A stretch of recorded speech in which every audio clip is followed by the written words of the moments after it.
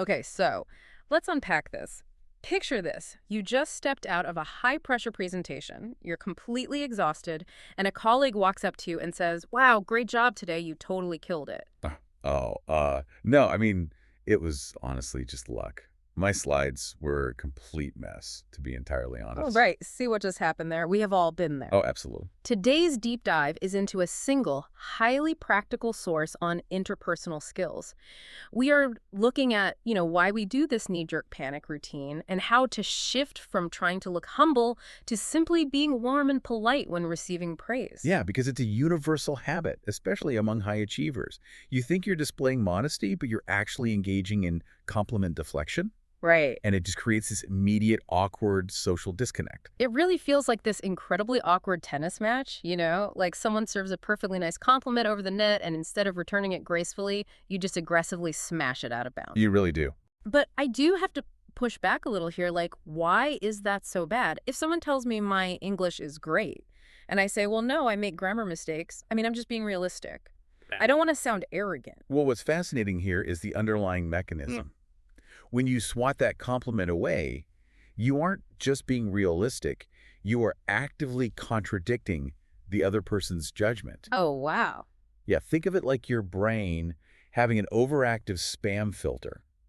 Someone sends you a genuine message of praise, but your internal software flags it as a malicious phishing attempt. Just because it doesn't trust the sender. Exactly, doesn't trust the sender's data, Yeah. so you just bounce a message right back. That spam filter analogy makes a lot of sense, actually. Our brains literally don't trust the positive input. But why? Like, why do we constantly choose to dismiss these nice words? Well, it really comes down to imposter syndrome and this psychological concept called cognitive dissonance. If your internal self-image is that you are somehow, a fake or just getting by on luck, Yeah. hearing someone praise your talent creates immense psychological friction. Right, because the outside feedback doesn't match the inside belief. Precisely.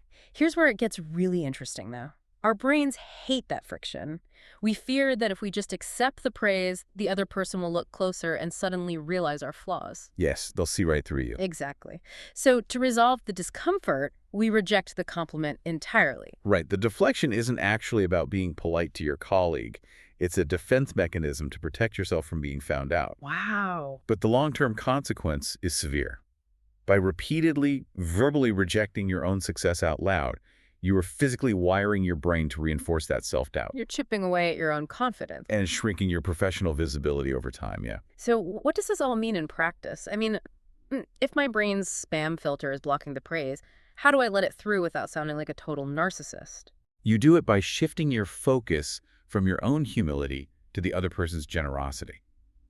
The gold standard we are aiming for here is gracious acceptance. Gracious acceptance. Yes, you aren't agreeing that you're flawless, you're simply accepting a social gift.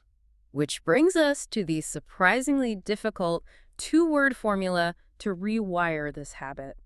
Thank you. That is the foundation. Just thank you. Right.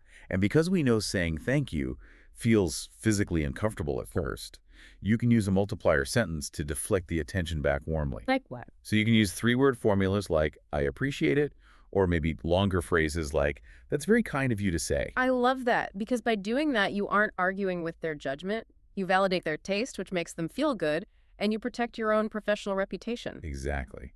And over time, forcing yourself to accept the praise actually trains your brain's spam filter to let the good stuff in. It slowly rewires that imposter self-image. It really does. It is a profound relief once you stop fighting the praise.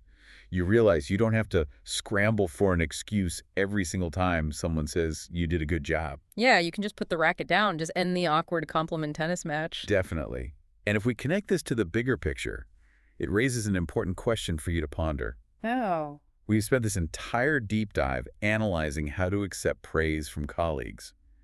But what happens when you try to compliment yourself in an empty room? Do you still deflect it? That is a really powerful thought to leave on. If you wouldn't swat away a compliment from a friend, well, maybe it's time to stop swatting away the ones you give yourself.